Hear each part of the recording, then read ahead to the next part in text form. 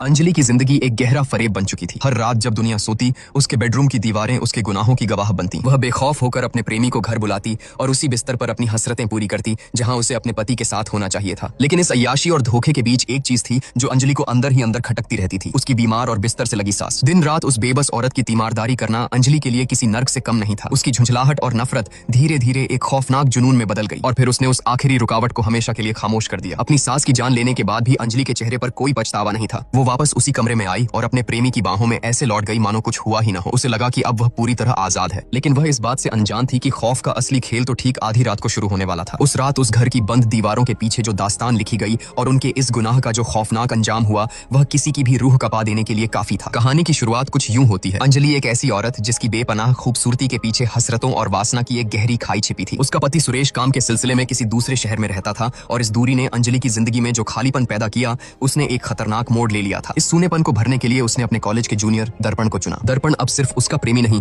बल्कि उसकी जिंदगी का सबसे स्याह और गहरा राज बन चुका था। जब भी मौका मिलता, रात के खामोश अंधेरे में अंजलि उसे अपने घर बुला लेती और बंद दरवाजों के पीछे दोनों बेखौफ होकर इस नाजायज रिश्ते की सारी हदें पार करते। लेकिन अंजलि की प्यास किसी अंतहीन कुएं की तरह थी। दिन ब दिन उसकी चाहतें इतनी हावी होती जा रही थीं कि अब दर्पण का साथ भी उसे कम लगने लगा था। आज रात भी दर्पण उसके बिस्तर तक आना चाहता था, लेकिन अंजलि ने उसे मना कर दिया। फिर भी उस रात के सन्नाटे में दोनों फोन पर देर तक फुसफुसाते हुए अपनी हसरतों को हवा